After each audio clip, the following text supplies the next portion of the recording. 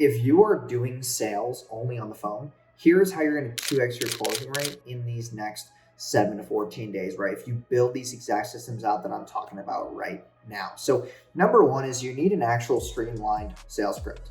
Okay, if you don't have a streamlined sales script, you can't take on more calls, you can't delegate, you can't build a system to have not just one sales rep, two sales reps, three sales reps, maybe even 10 or 20 or 30, right? If you're looking to, hit that 8-figure mark. Right now, we have 5 to 6 sales reps who are streamlining one sales script, one pitch deck, and it's ultimately making every single person just as good at sales as our sales manager, right? And if you can't streamline your sales and you can't automate those things, then you're never going to really be able to scale. You're going to keep individually training everybody to be able to sell on the fly, right?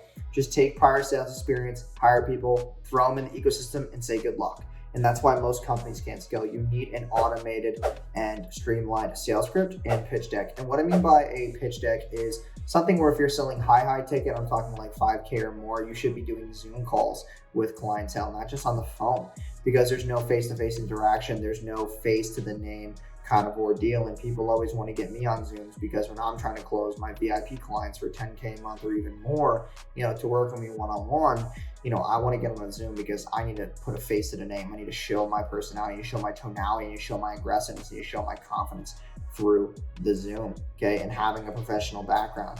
Something like this is decently suitable. And I see a lot of people who take Zoom calls and they got like kids in the background, they got all this shit going on in the background. It's just not professional. It's not scalable, right?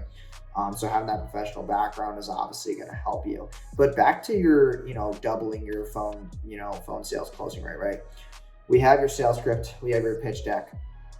Number 3 is going to be qualifying questions. You need to know who your prospect is before you get on the phone with them, so you know that you can, not to go off the streamlining, but somehow have something in place where you can kind of customize a little piece of the sales script just for that new prospect, right? So if they answer some questions that are obviously, I guess you say out of the ordinary, they're a very high qualified lead, not just like a regular streamlined lead.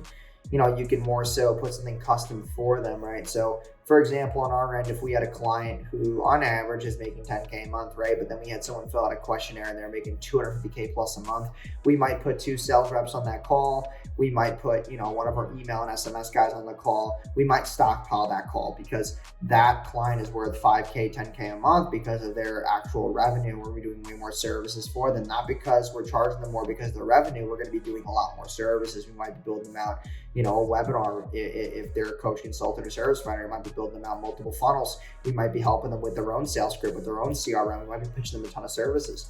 If they're an e-com store, we need an email guy on the call. We need our SMS guy on the phone. We need, our funnel builder. We need to have our ClickFunnels sales funnel guy on the phone. We have to have copywriters. We should have, different pieces of the business that they're going to be experiencing on that sales call to make sure that client is more accommodated, more custom. Because for, let's say, for example, a company's making 250K a month, we charge, between 5 and 10K for my VIP.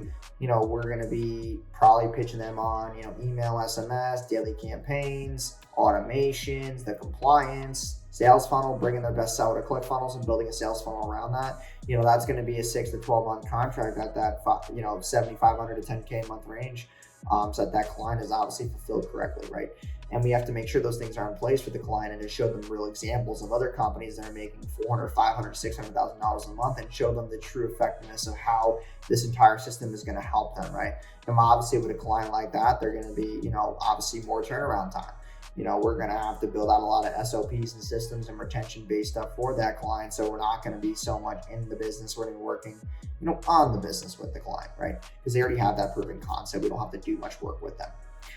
Another way to increase your phone closing rate is kind of framing the call. This is something that I've done over the years. It's obviously worked very well, is kind of framing the call in the beginning. Let them know that, hey, listen, I understand that be really uneasy about being on sales calls. You've been on other sales calls in the past, but if things do, go very well and all the boxes checked, do you mind moving forward today? Just, to obviously optimize both of our time. Make sure that both of our times are valued today. Yes, no, whatever. You handle that objection at the beginning.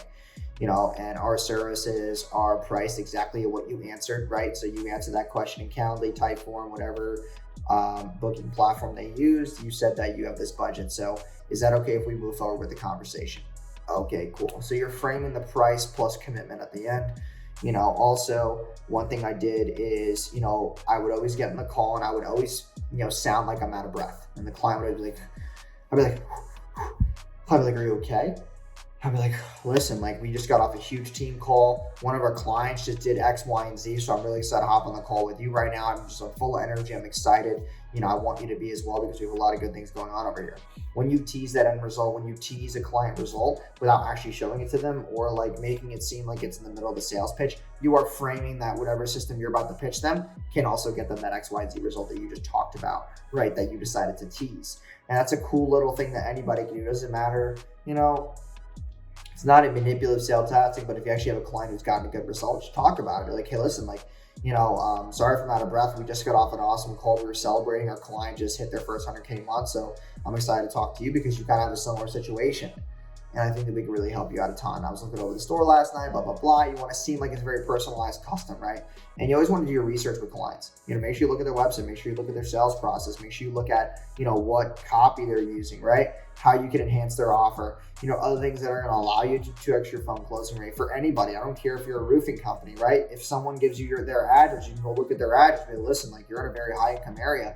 You adding this roof to your property is going to bring an extra $60,000 on average in extra revenue to your home when you decide to sell it, and that's just in the past couple of months because the market's on an all-time high. Like those little things you say in the beginning of the call are going to frame the end result or benefit that they're going to get from the service or product. So those are just a couple things that I've done over the past couple of years to 2x my phone closing rates. I don't care what business you're in. When I talked about the pitch deck before, that's like basically slides that you would show on a screen or, certain evaluations that you've done with companies or whatever the end result that the client wants. You want to show that in the pitch deck, show them the process, answer their FAQs, give them time to kind of take in the information, ask any questions during it. So you can always come back to that at the end of the call when you try to close. Listen, like, hey, like I answered that question before, maybe we can reiterate that, or, maybe you have another question just like that, or maybe I didn't clear it up for you if you want me to clear things back up again.